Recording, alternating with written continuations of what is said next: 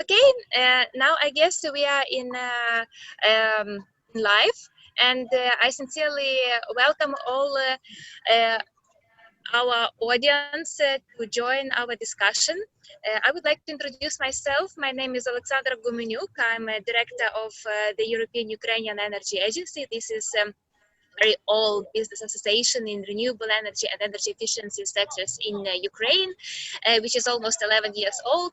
And as non-governmental industrial organization, we join currently almost the biggest investors in renewable energy sector from different parts of the world who joined Ukrainian market to develop innovative renewable energy projects. And also we represent energy efficiency sector, and we follow very much international trends, European trends, and we sincerely thankful for inviting me as a director of this agency to participate as the moderator in this discussion and to know more about what is going on in green energy sectors in Eastern Partnership countries.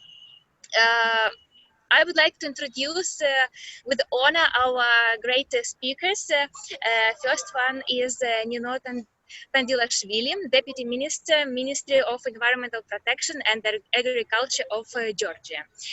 Ms. Nino Tandilashvili is Deputy Minister of the Ministry of Environmental Protection and Agriculture of Georgia. She is in charge of key national environmental policy directions, including climate change, ambient air protection, water resources management, land protection, environmental impact assessment procedures, as well as development of a legal framework, facilitation of environmental education, supporting public participation in decision making, and ensuring access to information.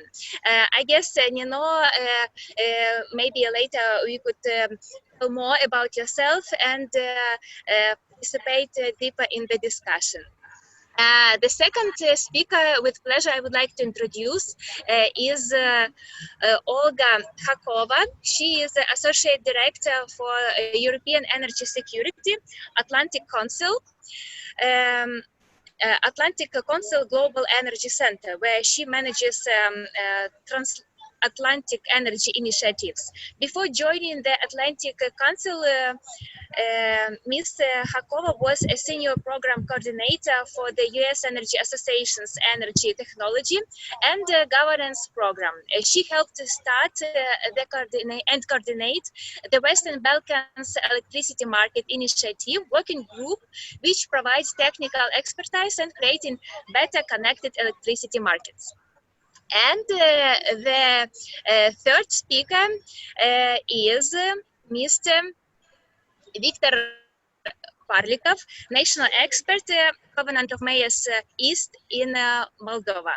About 15 years of experience in the energy sector, including over 4 years served as General Director, Chairman of the National Agency for Energy Regulation in Moldova. And Mr. Viktor Parlikov as well, soon you will have the word, and also we expect to hear more about you and your expertise and the green energy perspectives in Moldova. Then taking an opportunity as a moderator, I would like maybe few words say from myself about the green energy sector in Ukraine. And currently in Ukraine, maybe you could hear from different news or from statistical reports from Bloomberg. Ukraine is famous from last year as the country of boom of renewable energy sector, and it is true actually. Currently, for the first half of 2020, in Ukraine, there is more than 5.6 gigawatt of solar projects were implemented and constructed, I mean solar power plants, and more than 1.2 gigawatt of wind power plants were constructed and under operation. Also, we have more than more than almost 200 megawatt of bioenergy power plants under operation, and it is really a fantastic, huge success for this sector, for attracting so many investors and implementing innovative technologies in renewable energy. As Ukrainian, I'm very much proud of Ukrainian companies who grew their skills and they developed their knowledges in these sectors. And as I hear, as the director of the association, we communicate a lot with foreign investors. And I'm so proud when I hear from companies from the United States, from Great Britain, from Spain, from Turkey, how skilled Ukrainian companies are and how they're satisfied with the construction service which Ukrainian companies provide. And also, another significant feature of the renewable energy market in Ukraine is that for Ukraine, this sector is uniquely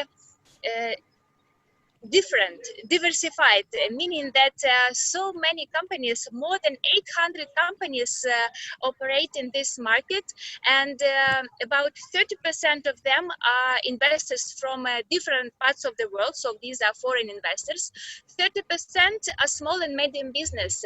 I know many owners of hotels, small hotels, of farmers, average farmers from southern part of Ukraine who also decided to build their power plants, and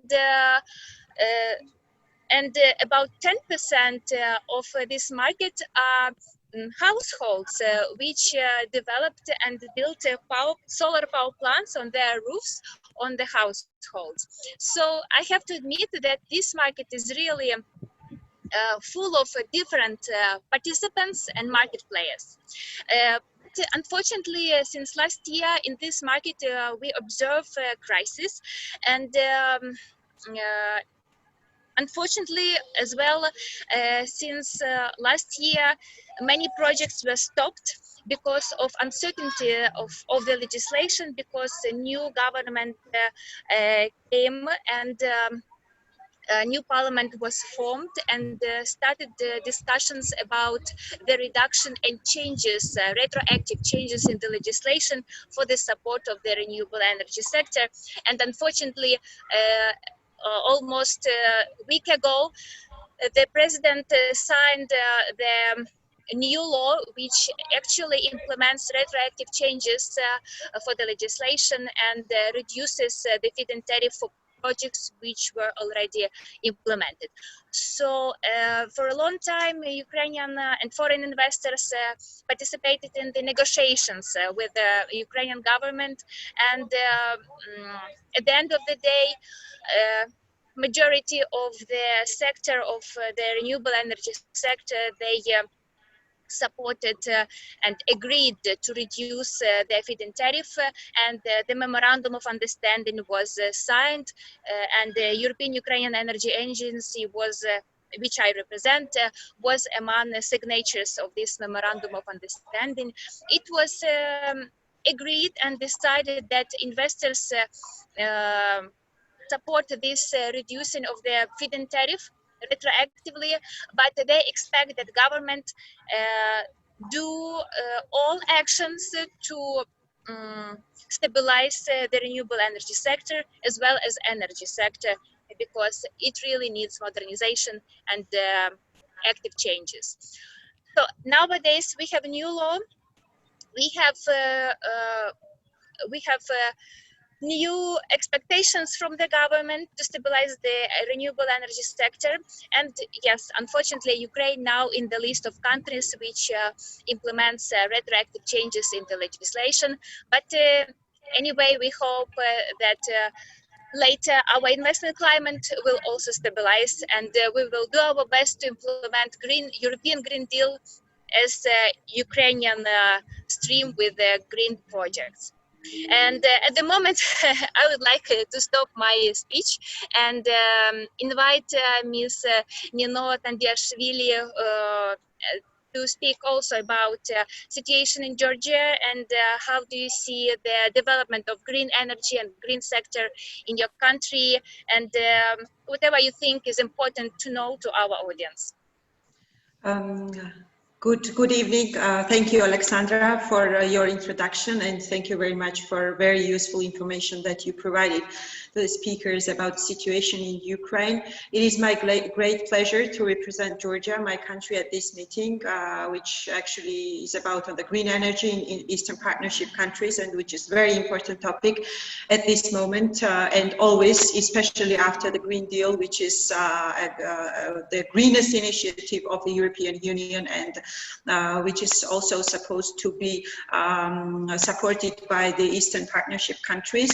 I will firstly, let me just briefly have a general statement. So why the green energy option is important, and so where does my country stand in this regard? Actually, I come myself from the Ministry of Environment and Agriculture of Georgia, so I see that almost all speakers are coming mostly from the energy sector, but I will try to cover the green energy related issues in the perspective of environmental aspects and the plans that we have and the current situation itself in the country. So we all know that the green energy, by choosing the green energy option, countries are always showing how committed they are to the environment, right? And how much they are striving to reduce the emissions of the greenhouse gases and to contribute to the climate change as well. So taking and having this in mind, of course, Georgia as a party to the Paris Agreement, and also Georgia as a party to the, and Georgia, which is an associate member of the European Union, which has signed the association agreement with the EU and which has its own agenda towards the EU association process. To develop the green energy sector in the country is one of the top priorities for the government and for the country as a whole, of course. And it is, of course, not only respected as a statement, as joining these international agreements, but it is also reflected in very concrete steps, which country is taking gradually in order to make this system comprehensive and to implement the very concrete tools which will, at the end of the day, support the development of the green energy projects, very concrete projects in the country. Just as the information, strategically our strategic documents, which is about the energy development strategy, which is a nationally determined contribution document, which we will of course submit to the Secretariat of the Paris Agreement, definitely clearly says that the development of the energy sector has to follow the green energy. But meanwhile, what we are doing is that recently we have promoted the renewable energy generation in the country, and recently we have adopted the laws on the promotion of the use of energy production from renewable sources, and the purpose of this law is to establish the legal basis for the promotion and use of energy received from the renewable sources. It is mainly, of course, wind, solar, and hydro energy, and at the same time there is also a new legislation which is already adopted by the Parliament and which has started its active implementation process, is energy performance in the buildings, which is also aiming to increase energy savings, and this is of course very important to improve energy efficiency of the country as well. But at the same time, there are very concrete projects and incentives which has been done by the country. For instance, it's important to note that the country has already provided incentives for instance, to illustrate that the households that have small and medium businesses and that have the solar systems, they can now transfer electricity produced by PV systems back to the grid, which is also a step forward in this process. But meanwhile, how is the climate in the energy sector, right? So how you talked about the that there was a huge development in Ukraine in the energy sector. You were referring very concrete numbers and figures. So in Georgia, actually, we are currently developing the hydro direction quite actively with the support of the foreign investments, of course, and there are a lot of international companies which are interested in investing in the hydro sector. Especially there are companies coming from US, from our neighboring countries like Turkey, Norwegian companies who are very much interested in the development of this particular direction and for the investment, of course. And there are also some projects in pipeline which refers to the wind energy generation, which I would say that is quite a new direction for Georgia, but there are already concrete pre-feasibility studies that has been done throughout the country in order to provide the investors concrete areas where this wind energy power can be developed. And of course, there are plenty of opportunities, especially in the eastern part of Georgia, where we do have this actually these sources available for the potential investors. And at the same time, we are with the support of the World Bank, we are developing the electricity sector strategic environmental and social assessment, which is very important because this will create the platform for the well-informed government decision-making process on the future energy investments. And the objective of this process is to identify also at the same time the social and environmental impacts which could be generated throughout the projects, because sometimes the large-scale projects, like for instance hydropower projects, can have some impact on the environment, right? So there are always some issues that could arise from the local population and from the local community. So in order to be very efficient in this direction, there is this process ongoing in the country, and also this strategic environmental and social assessment of this electricity sector will evaluate scope and probability of these impacts, will develop the recommendations, and so very concrete measures in order to avoid any possible impacts and to facilitate the integration of these measures into a very coherent policy and ensure this application at the same time.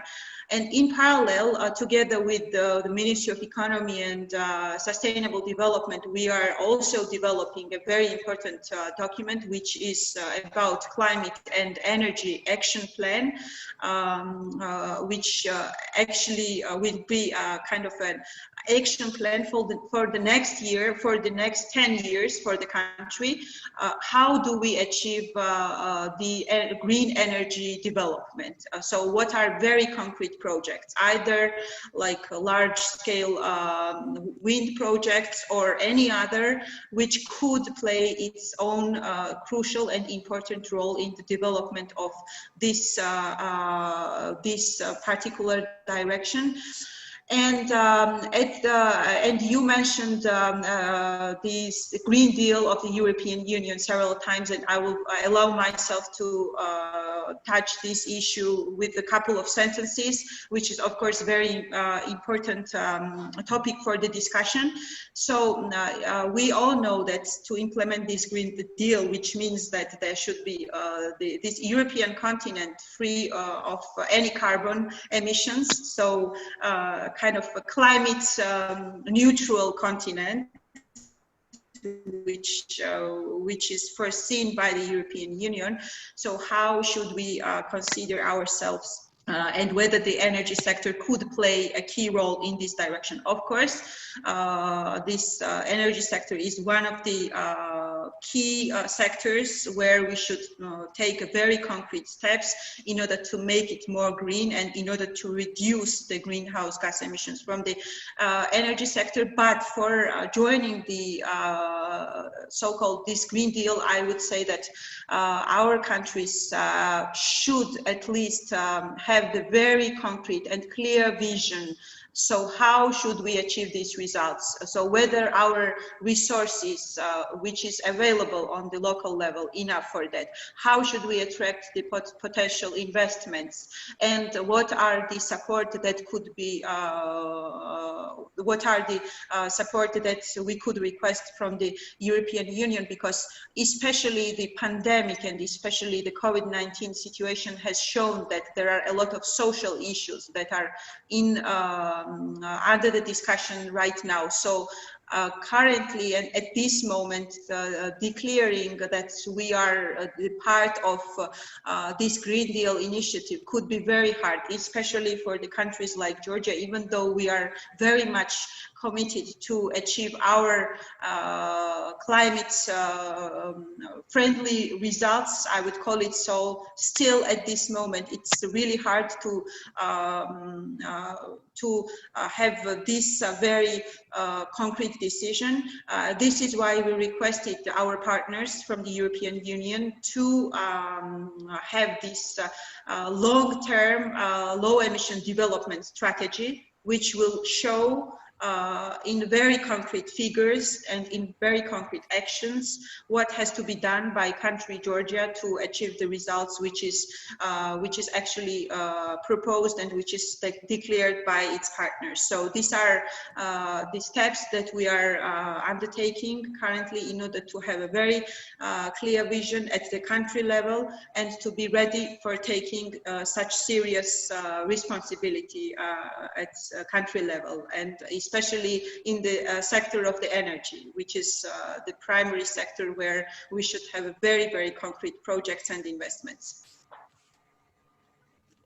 Thank you.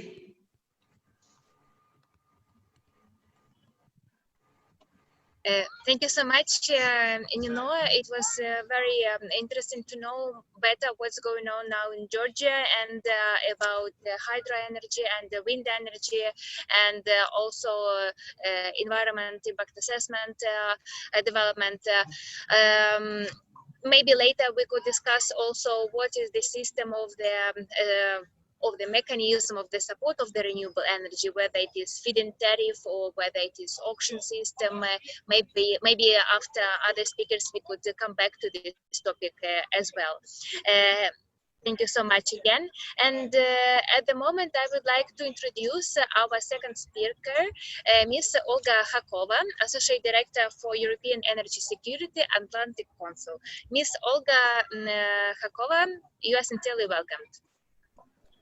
Thank you so much. It's such a pleasure to join this panel. This is a very relevant and important conversation. The COVID-19 recovery presents a unique opportunity to forge a clean energy future, especially for the Eastern Partnership countries. The biggest question, of course, is what the international community, the financing bodies, and the countries themselves need to do to support these efforts and expedite these efforts, and how the private sector can be engaged in this work. In addition to moving to a cleaner energy economy, it's also important to ensure energy security, efficiency of operations and consumptions, and resilience, so ability to quickly and effectively recover from both natural disasters, which would be exacerbated by climate change, and man-made threats, such as cybersecurity attacks and other conflicts.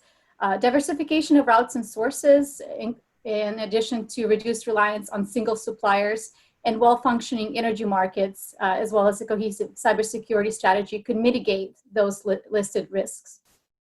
The region, as was mentioned by other speakers, has tremendous potential for renewable energy. In some areas, it's wind. In some areas, it's solar or hydro, as several of the speakers mentioned. Energy efficiency is, one of the most underutilized energy sources, if you would.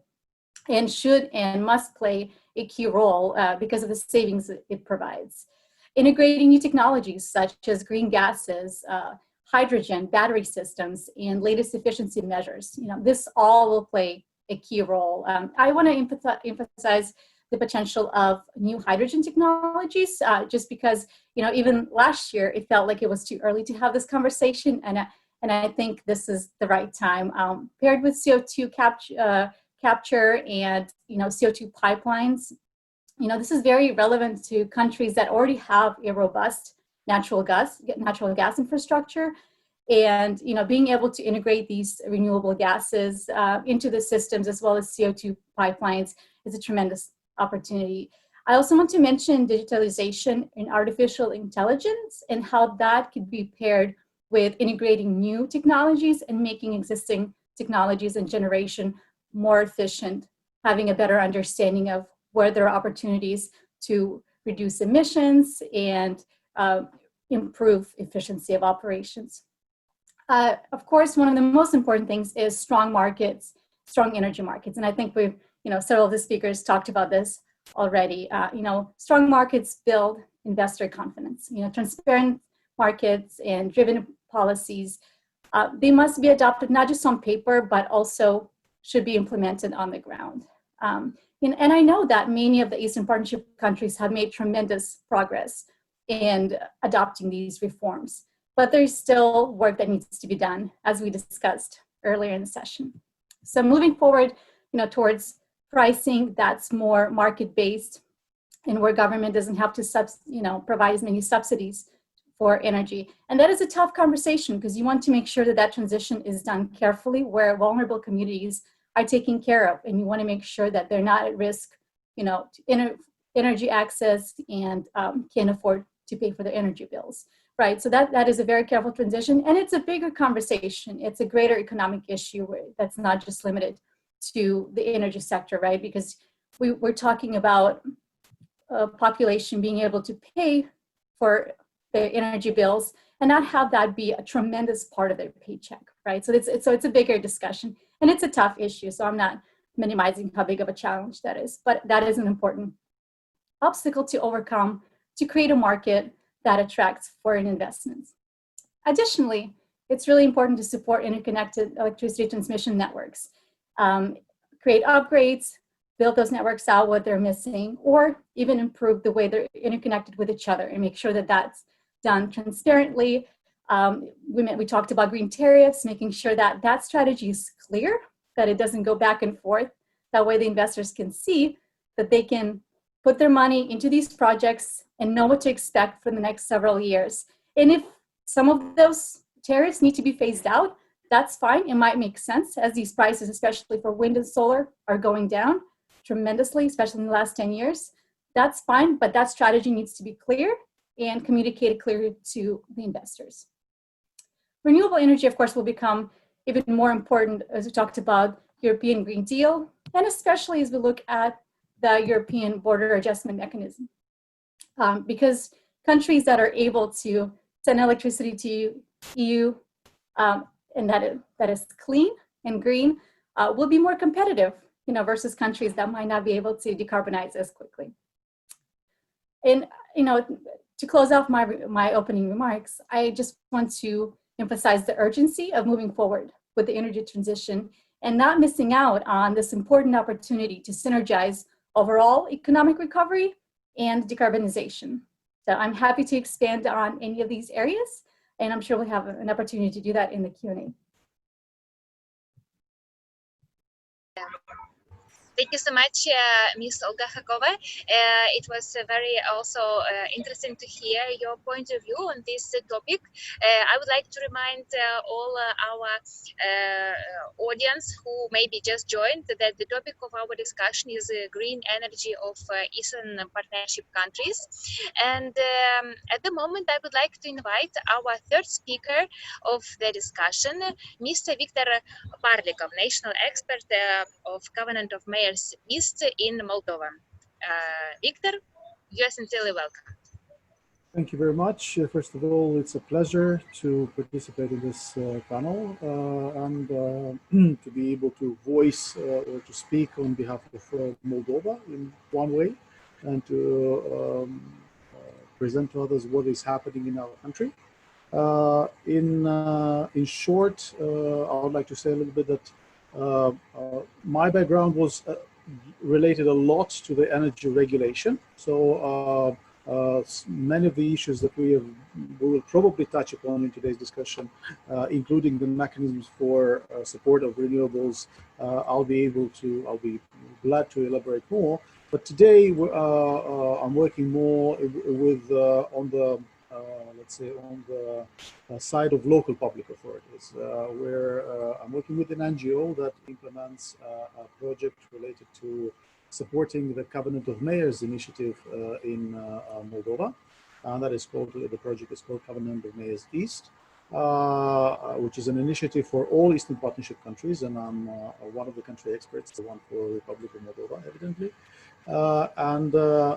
This project actually aims at supporting the, let's say, the grassroots, the local public authorities who without whom all implementation of all the targets and all the policies that are established and approved at government level and all the commitments that our governments make at international level is simply impossible, because the local public authorities are the ones who are actually in control and in whose sphere of responsibility most of the infrastructure, most of the energy consumption is.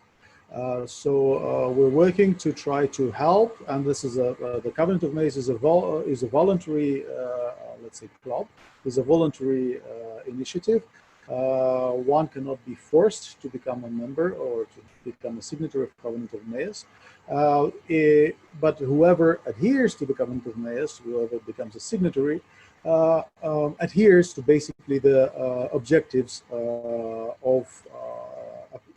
objectives assumed at political level, which are at this point reduction of CO2 emissions by 30% by 2030, 30% for the Eastern Partnership countries. The EU signatories have to go for 40% decrease of CO2 emissions. In Eastern Partnership, we are at least 30%. Then becoming or making our localities, making our towns, our habitat more resilient to climate change, which is also a new dimension, specifically after the Paris Agreement has been approved, is much more emphasized, and this adaptation side.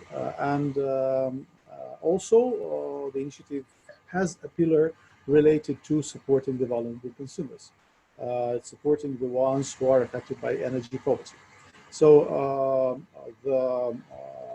as a country expert who supports this initiative in the Republic of Moldova, we're trying to help those local public authorities who are adhering to this initiative to progress, to develop the sustainable energy and climate action plans, to raise funds and to attract financing for implementing the measures, for implementing the action plans, and therefore make their contribution to the, let's say, national objectives or obligations assumed by our governments on international arena. Basically, I must say that nearly all policies related to climate and energy in the Republic of Moldova actually are stemming from the international obligations that we have assumed on the international arena. Moldova is a signatory of the Paris Agreement. We have ratified the Paris Agreement. Moldova adhered to Energy Community Treaty in 2010, then signed an association agreement with the EU in 2014. And basically, there's as a country that has an association agreement and has as a signatory of Energy Community Treaty, there's a lot of very specific obligations and a lot of very specific action plans and targets that we have to deliver upon as a country.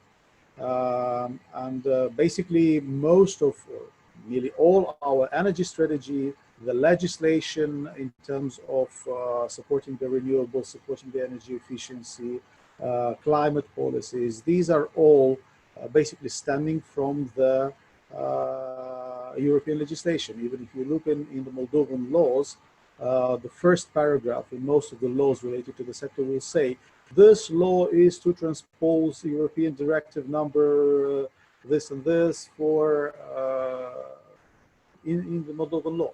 And basically the framework, indeed the framework for our policies is strongly tied, is very strongly related to European policies. And I think that the Green Deal will not be an exception, and it offers a great opportunity for Moldova to, but also to other Eastern Partnership countries to let's say, benefit and to synchronize their activities and their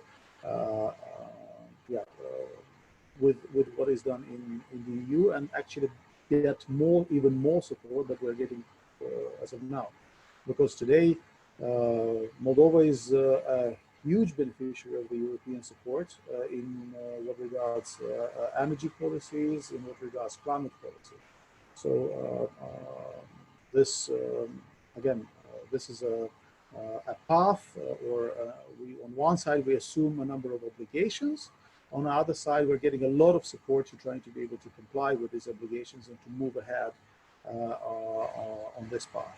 On some successes, Moldova is one of the first countries that ratified or that transposed in our legislation the new energy efficiency directive of the European Union. Moldova is one of the first countries in the world that has submitted their national determined contributions recently, in March, I believe. Indeed, there is a lot of progress, particularly in terms of legislation, particularly in terms of approving the, let's say, adhering to the international objectives, to the international targets, synchronized with the EU targets, and approving the legislation that would, let's say, create the mechanisms to achieve these targets. However, there's a lot to do, and I hope maybe we will discuss, because I won't monopolize the discussion now, but maybe we'll have the chance to discuss a bit further on implementation. This is the biggest, let's say, challenge for Moldova, is to put the strategies and to put the mechanisms that are provisioned by the law into actually action and into delivering results to the people and getting the people's support, because some of the measures which we have to take, and this will have been the case of Ukraine as well, are not very popular, I must say, with a large strata of population. For instance, the elimination of tariff subsidies for vast categories of consumers. Consumers were not used to in Moldova, and are not used to in many other places, to pay fair prices. Still, we hear discussions about tariffs or separate tariffs for vulnerable strata, for the vulnerable population. And all these things are there's a lot to be done also on the communication side, not just on the policy and the implementation side, to create the buy-in and to create the public support for what is being done. Thank you so much, Victor. And it was very, how to say, really interesting to know better the Moldovan experience of energy efficiency and promotion of energy efficiency and development of the project and its implementation of Covenant of Mayors East. So at the moment, I would like to go to the second stage of our discussion. It's actually the discussion, and I have prepared with my colleagues a few questions, and maybe you will share your point of view regarding that. So, as you know, your goal is for Europe to be the first climate neutral continent by 2050. What could be the interest of the Eastern Partnership countries to join this initiative, given the high cost of such a transition? Just a little bit the specification of this question is maybe we could discuss and exchange our point of views. What kind of maybe mechanism of the different sides of this green energy transition could be better? For example, if we talk about renewable energy sector, whether it is better to stay on the feed-in tariff system or develop the auction system. There are different weaknesses and strengths and sides of this different mechanisms, and international experience also shows which are the benefits and the losses of different mechanisms. If we talk about, for example, energy efficiency in buildings, so different sectors of municipalities or in general in the country, then also let's discuss what are the motivative actions could be implemented from the side of the government or from the side of the municipalities to motivate end consumers to consume less or consume more effective for the energy and other natural resources. Maybe it is one of the new trends could be implementation of electric vehicles infrastructure and encourage use these kind of vehicles, but not those which make additional CO2 emissions and etc. So those of you who feel better in those kind of topics, please share your views, and if you don't mind, I will start on the rise of the moderator. In Ukraine, last year was adopted the law which actually implements the new state support mechanism of renewable energy as auction systems. If we talk about pluses and minuses of a feed-in tariff system or auction system, we see that, for example, for the feed-in tariff, yes, you have fixed tariff for the energy produced from renewable energy sources, but the deadline of this feed-in tariff is end of 2029, so it is almost 10 years, it is positive that you have fixed feed-in tariff, but it is negative that it is just 10 years. If we talk about auction system, then the benefit for the state, for the government, is that investors will, let's say, so fight and compete between themselves and try to win the auctions with lower prices. So the government receives renewable energy projects with lower prices for the green energy, and investors, they will have a longer period of this support, and according to the new legislation, it is about 20 years of the agreement. So yes, we see these pluses and minuses, but of course, different risks for investors is that no one knows what will be the announcement of quotas from the side of the government to compete for megawatts, let's say, to build these renewable energy projects. This is something new for Ukraine, and we'll see how it will work, but still, as me, as the director of the association, we communicate a lot with different kind of investors, and yes, we see investors which are actually interested more in auction system, even if they receive a lower tariff for their energy which produced from renewable energy sources. Anyway, they are more interested actually in auctions. So we'll see how it will work in Ukraine, and with pleasure we will inform our speakers if that could be interesting for you, and to our audience as well. If we talk about, for example, energy efficiency promotion and the motivation of citizens and population and enterprises for energy efficiency, then if we talk about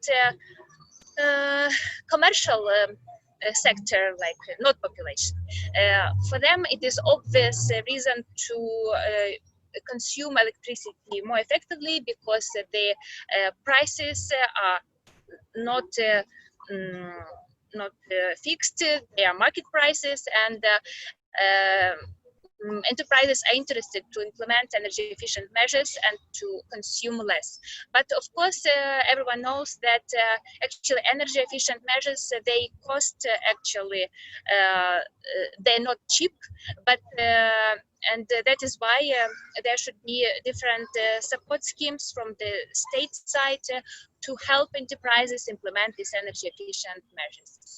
And so on and so on. If we talk about, for example, the residential sector population, then in Ukraine there is a state energy efficiency fund, which is supported from the state budget from Ukraine and with the help of international donors.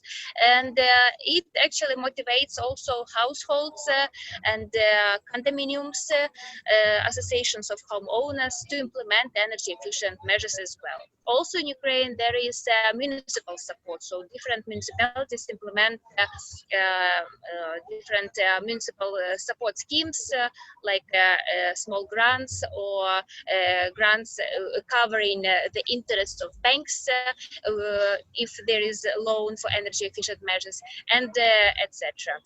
If we talk about electric vehicles infrastructure development in Ukraine, at the moment we see that there is actually growth of electric vehicles, and of course infrastructure for electric vehicles naturally also develops. But if we look at this sector from the general side, but unfortunately at the moment we don't have like strategy of the development of the electric vehicles or concept, so it is really huge work to be done by civil society organizations, experts, and private sector. That is why, yes, I guess it is possible to implement the Green Deal's ambition plans and targets, but joining all efforts and implement these efforts in all these sectors at the same time. So if you don't mind, I will invite Nino, the first speaker, to share her point of view in this regards.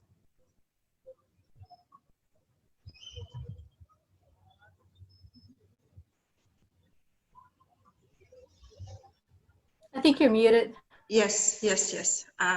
So thank you very much for your very useful information about the energy efficiency and development of energy market. Actually, what I could say about the Georgian experience in this regard, you remember I mentioned at the beginning, at the introduction, that we have developed 2 new legislation about the energy efficiency, and we are also working together with our partners in order to develop the very reliable energy market, and we are actually working in the both directions, and feasibility studies are done in the whether the auction procedure would be suitable for the country, or whether there should be any other method which we decide on the government level that would be relevant for the Georgian market as well. Now you most probably have information that any energy project that is endorsed by the government, there is a memorandum of understanding which is endorsed by at the government level, where there is very concrete conditions for the investor to undergo these processes, and then there is an agreement on the tariff issues as well. But there are also an interest from the private sector to develop the auction and to kind of make the energy market more free for them and more attractive, let's say so. And there we are together with our partners, we and our National Energy Development Fund is working actively to create this model, which will be very much suitable for the Georgian reality, and which would also fit the interests of the country as such. Energy efficiency is, I think, the most complex and very difficult part, because actually we had some kind of pilot projects in some regions of Georgia, for instance, to make the public buildings of the schools or kindergartens energy efficient. But these are very, I mean, I would not say few projects, but these are the pilot projects that showed us that it's very important to develop this energy efficient, very concrete action, energy efficiency, a very concrete action plan in the country with its incentives and some concrete programs for maybe small businesses as well to support them to use these energy efficient methodologies in their businesses. And as it was mentioned by you, energy efficiency, energy efficient technologies need a very concrete amount of money to be invested by the private sector, and there the private sector is not always willing to invest that much at the beginning, even though they know that in the long perspective this is going to bring very concrete results for them. So I do believe that this new legislation, which is already in place, will give us the opportunity to more or less regulate these issues in the country, but at the same time we are actively working together with our donor organizations to support the energy efficiency programs, especially at the municipal level. For instance, recently we have applied the Green Climate Fund. You most probably all heard about this huge fund, which supports the countries to develop the green technologies and also the projects that could be useful for the climate action in order to support three concrete regions of Georgia with its public buildings and the very concrete scheme which will be offered to the households to implement energy efficiency mechanisms in their houses and also in the public buildings of these regions of Georgia, which could also be a very good kind of a more large-scale project, which could give us the picture how it will be working actually in practice and what additional measures can be done by the government to make it more practical and more implementable as well. And one more thing that I could also would like to touch is related to the tariffs for the general population. And there was a case of Moldova. Then, when the communities they request different tariffs for the electricity, and there is always a debate between the communities. So everyone wants to pay the less for what they use, right? And this is quite common, especially in the countries like Eastern Partnership countries. And of course, taking into consideration the social situations in all the countries of the Eastern Partnership, we also have these kind of mechanisms, especially for those people who are living in the mountainous areas of Georgia. So they some part of these municipalities pay for the electricity what they use almost half, or some of them are quite almost exempted from these kind of fees. And this is also an issue where maybe, which is also interrelated and interconnected to the social aspects of the country and the economic development. And there we are also planning to have kind of a long-term vision how we will deal with this issue. And electronic transport, which is also an important topic. Actually, we've exempted these electronic vehicles from any taxes. I mean, import of the electronic vehicles are exempted from the taxes, and this really supported us to see the figures, how it increased actually the import of electric vehicles in the country. And and this is also useful and helpful because we see that there is a dramatic change in the existing car fleet of the Georgia.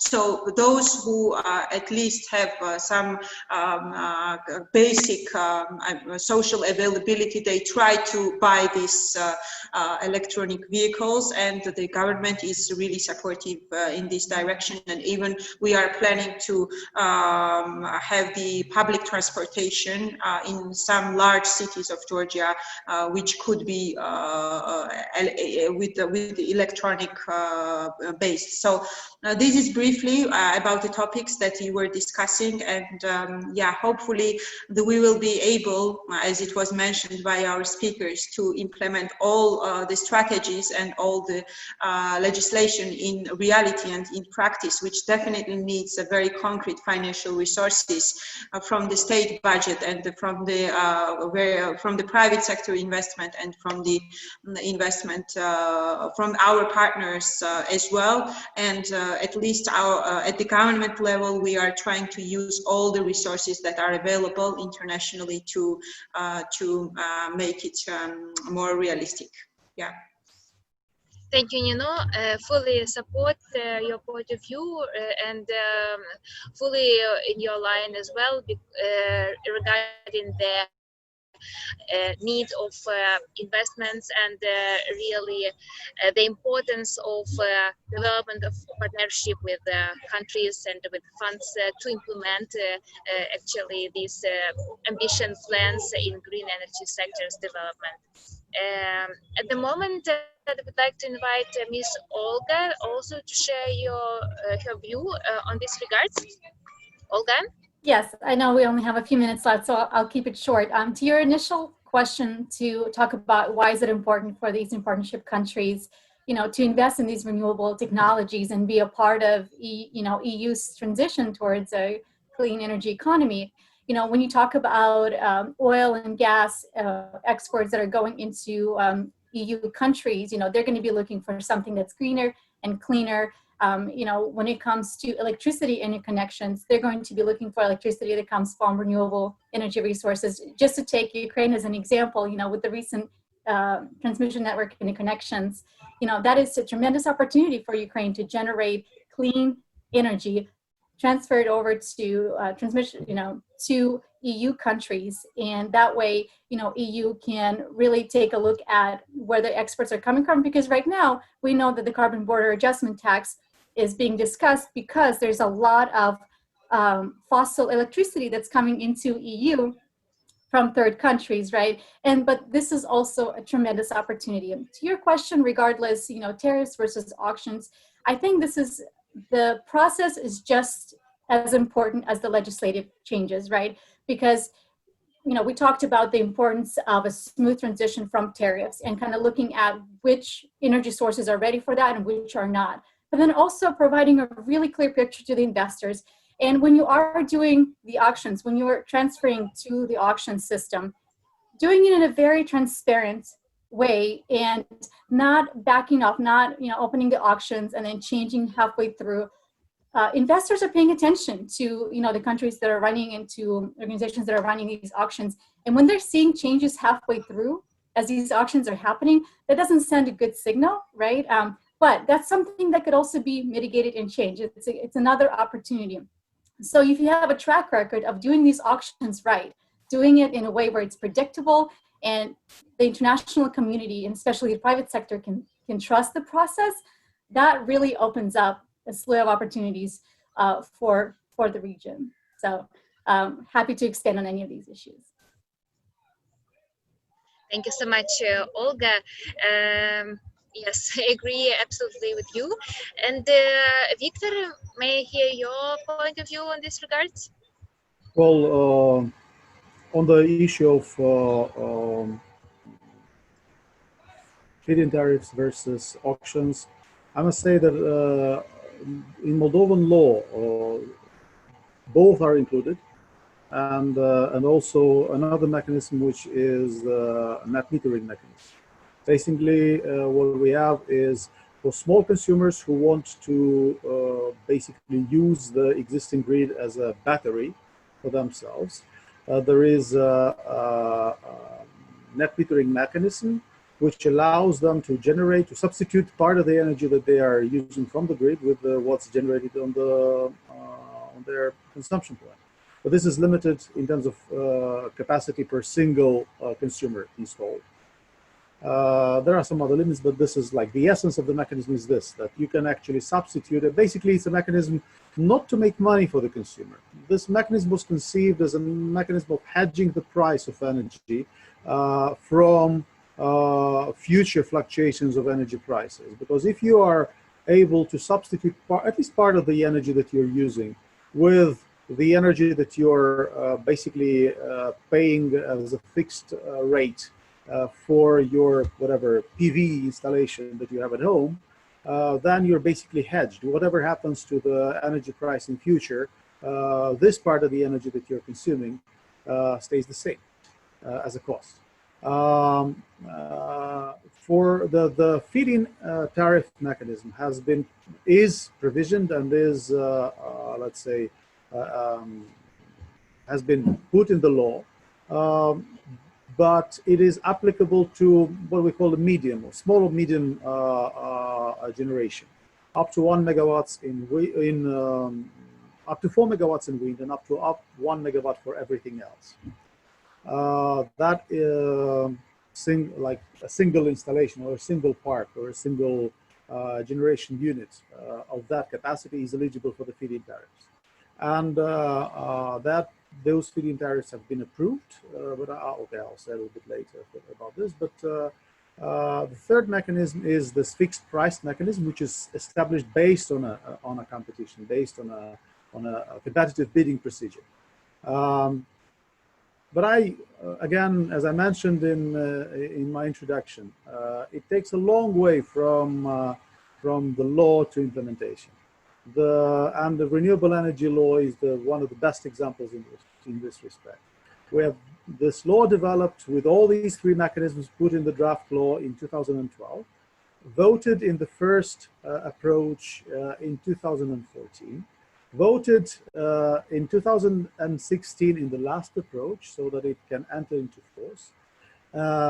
Initially, it was provisioned that the law will enter into force in 2017, then it was extended to 2018.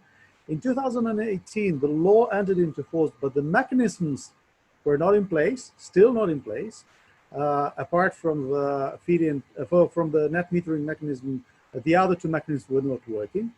And just in 2020, the feed-in tariffs have been approved. So it took 8 years from development of the law till first enforcement. And I must say that the competitive bidding procedure is still not being put in place and won't be put in place soon, because there's still work to be done on the procedure, on making, and much as Olga mentioned, it is very important to create credible conditions for the donors, for the investors to be able to participate. Because basically what happens is, if you're not credible as an auction runner, then all the bidders will build in their prices, will build in their bids, their risks. And you will not end up with good prices. You will not end up with fixed prices which are lower than feed-in tariffs. It is very possible that in some bids, if you're not a credible country, if you not have a credible track record of good, fairly run bids, you will end up with no applications. Maybe your feed-in tariff is the minimum that the investors would be able to accept as the risk. So again, but in terms of, for Moldova, for instance, which is a very specific case in a way, because the target for renewable energies and electricity, we have not progressed, we have not achieved a lot, but the overall target for energy, for renewable energy in the total energy balance, we have already overcome. We have had a target till 2020 of 17% renewable energy in the total energy balance. We now have 26. So of course it's mainly due to biomass, but it is a fact. So in Moldova, for instance, giving the social reasons that Nino has mentioned and the poverty and the pressure on the costs of energy that would be coming from any subsidy mechanism associated with green energy, I would actually think that we can and we should, as a country, renounce to the subsidy mechanism. I think that also because of the technologies, the feed-in tariff mechanism. Okay, let me a little bit on this, because I don't want to be seen as let's say as a one who fights the investments in renewable energy. The feed-in mechanism, the feed-in tariff mechanism, when they were developed, there were times where technologies in renewable energy were basically in their very primitive state. From those times, and at that time, there was no way possible that renewable energy would be competitive on a wholesale market with any fossil energy. Today, the technologies have developed so far and are developing, continue to develop so fast, that we are actually at a time where the levelized cost of energy for both wind and it will soon come with the solar are actually pretty competitive on a wholesale market. If you take as a lifetime for the technology, are actually cheaper than the fossil energy. Yes, it is a matter of a well-structured and long-term financing, because this is a very capital-intensive business. But if you can secure financing for 20 years, then I bet that your renewable energy will actually be cheaper than the fossil energy. And therefore, to me today, it is less about subsidies that need to be given to investors, which will end up as a pressure on the tariffs, which will end up as a pressure on the consumer. It is more the guarantees that you give them and the security and the fairness treatment that you give investors, that for the 20 years you're not applying any retroactive focuses, that gives them the certainty that they can invest today, and that will give them the possibility to raise funds and raise funding for 20 years that will make your prices for renewable energy actually cheaper than your fossil energy, which will make you as a country able to actually reduce the burden on your consumer, even if you're not offering any subsidies to the renewable energy. The only meaningful support mechanism that I think should be kept, at least in the Republic of Moldova, is the priority dispatch mechanism. If it's renewable and if it's at the same price as wholesale market, then it's a priority compared to fossil. That's it. And today it is possible, and it would actually stimulate a lot of efficiency and a lot of, let's say, implementation of advanced technologies, because there's no way that regulation and feed-in tariffs and all these administrative things approved by bureaucratic bodies to be able to keep track and to keep in pace with the progress of technologies. They will always be lagging behind. And this lagging behind will actually translate, if you're not properly managing it, into additional, absolutely useless burden and cost for your consumer, and an opportunity, additional to it, an opportunity and a backdoor for corruption for administrative bodies. So I'm personally in favor of giving more predictability and more, let's say, or reducing the risk of the investor, and giving them the possibility to have guaranteed rules for longer periods of time. And that actually would be able to boom the renewable energy in our countries without any subsidies and without any additional burden on the consumer via tariffs. Yeah, I can also elaborate on the energy efficiency, but I'm afraid we're a bit... Thank you, Victor. Thank you, Victor, and many thanks to all our speakers. Once again, I will remind Nino Tandilashvili, Deputy Minister, Ministry of Environmental Protection and Agriculture of Georgia. Today were among our speakers Olga Hakova, Associate Director for European Energy Security and Atlantic Council, and Mr. Victor Parlicov, National Expert, Covenant of Mayors, East in Moldova, and me, Oleksandra Gumeniuk, Director of the European Ukrainian Energy Agency. I'm so sorry that we had just only 1 hour. It was so interesting just to get acquainted and continue our debates and discussions, but still I hope we will have such opportunity. Many thanks for your participation, and green energy in Eastern Partnership countries can be, and with joint efforts we can reach that. All the best to all. Thank you for your attention. Thank you. Thank you so much. Thank you very much. Bye.